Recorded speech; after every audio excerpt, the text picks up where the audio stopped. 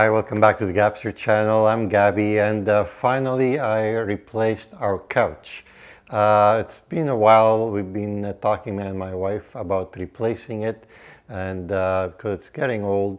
And also for me, it was the couch has a lot of very large padding, and I was a bit worried about sucking up all the base, especially when you're sitting in it and you get all this soft padding around you. We are also going to talk later on about how the new couch did some surprising changes in the frequency response. So here it is. This is a beautiful couch from Valencia.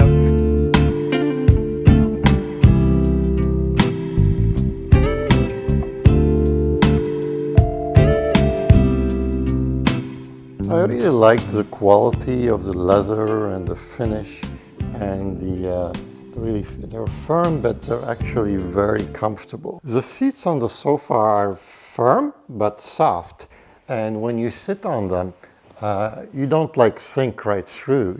You go down a little bit, but you get nice support that is soft and comfortable. Me and my wife absolutely love the back, especially in our situation. We value the look of the back equally as much as the front. I'm going to talk today about how a couch actually can affect your room and sound. Almost anything can affect the sound in your room, especially when it's a very large item that's in your room. And so we're going to talk about that, but also specifically we're going to talk about the Valencia Company. I got to know them because they're actually one of the main suppliers of home theater seatings.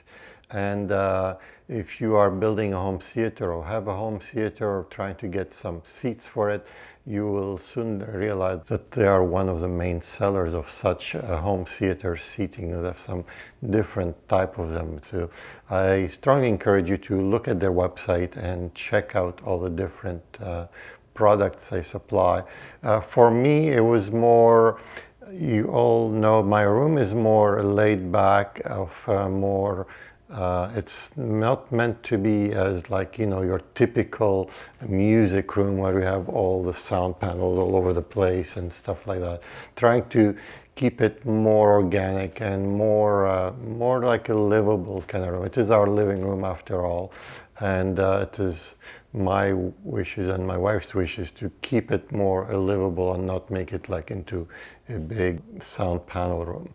So most of the soundproofing is done in a discreet way. We'll be updating some more of that, but that's going to come later. But today let's talk more specifically about this couch and how it's made and the quality of it, because sometimes when you're looking to buy something that is online, the big suspicious is, oh my, what if it comes back and looking really cheap and not so great. Wasn't the case here.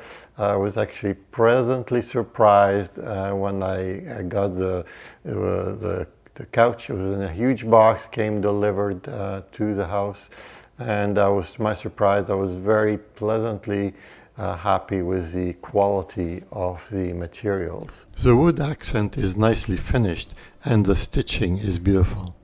It's great to have a couch versus a chair, because often we start pretty energetic and soon, you know that scene, you become tired and you end up crashing on the couch. This is a fairly tall couch. I'm almost 6 feet and I could pretty much put my feet all the way on it. And if you happen to be over 6 feet, you can also take the end cushions and end up with 6.5 feet of space. Also, the back cushions could be removed and have a lot of width as well. So it's a great couch for when you have an extra person that needs to crash, so you can let them crash on the couch. Their couches come in various configurations, so feel free to browse the website and figure out what your needs are. And you also don't forget they do cater for the lot of home theaters as well. Also, if you happen to be looking for a home theater seating, there are some lovely, beautiful couches like this one or other ones. Check out the Valencia website. I'll put links for them in my description below, and a link to this particular couch as well if you're interested in this one. I'm not saying it's going to sound great in your room, but in my room it did. So I took measurements in the listening position. This way we can tell exactly what's going on in the room. So bear in mind, these are different than when you take measurements of the speaker itself in an anechoic chamber or outside, and just measuring the speaker itself. In this case, we're trying to see the interaction of the room and the speaker and its surrounding, in this case, the couch. I was very surprised to see such a big difference between the old couch and the new couch.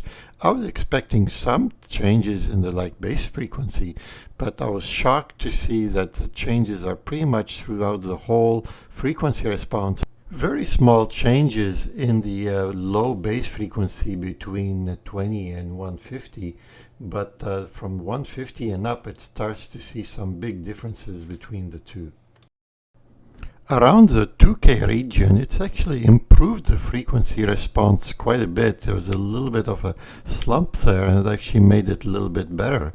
But then on the rest of the frequency response, it made it a little bit more sensitive. In some ways it's good, in some areas it made it a little bit worse, but I think overall it's a little bit better of a frequency response. Not a lot, but basically it's different, and I think that's the moral of the story, is that you need to check to see what's changing, and everybody of course is going to be different. Every room is different, every couch is different, even you change the carpet it's going to be different. So it's important to measure before and after and see, is that new item that you're adding making your room better or is it making it worse? In this case, I would say overall it's a little bit better. In some areas like the 2K, it's a lot better. In some of the other areas, it's okay. If you're measuring in your room, don't be shocked to see that below 200 is a crazy curve. It could go wild up or down. These are room modes, and so don't let those really discourage you. That's why sometimes often you'll see people not even showing the graph below 200. I also measured the RT60, which basically a measure of the echo in your room. And with the old couch, was a tiny little bit better on certain frequencies, but overall not a huge one. But it's going to be another challenge in the future because I'm planning on doing some more room treatment to reduce my RT60 a little bit further. So the moral of the story is basically anytime you change something big like a couch or maybe your carpet, put big curtains, always measure before and after. Look at me, I was thinking, okay, I'm gonna get this couch and it's gonna probably be better on my low bass, and it's because the other one was so big, it's just sucking all my bass. And was I wrong? It was actually sucking all the mid frequencies all the way to the high frequencies. And that wasn't actually, in retrospect, now that I've looked at it even more, I think the couch wasn't doing that great because the bass was much higher than the rest of the frequency, which I did that on purpose. Also, you get some room modes here. But still, it actually brought the level of the most of the frequency range a little bit higher. We got a little bit more balance. So always measure before and after, and don't assume, let's say you're doing some room treatment, just because you put a panel here or bass straps there or whatever, that's going to be better. Just don't. Just measure before, measure after. You're most likely right, but often the case is not. And sometimes it's worse. You could be spending money and work and making your room worse. So just do me a favor, measure before and measure after. And also listen. Sometimes measuring is not everything. You gotta listen as well, but on certain things like this, measuring is quite critical. I'm sharing my room measurements with you guys. Not too many do that, so don't crucify me. I'm not pretending my room is perfect. I've got quite a bit of work to do on my room. But by sharing what I have, you might relate to my stories. Whether you have a living room like myself or even living in a dedicated room, it's all the same.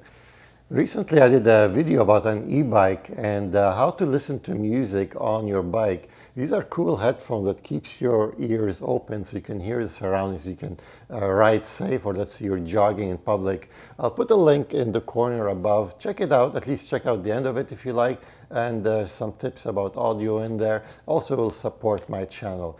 Hope to see you again in another video, so take care and enjoy the music.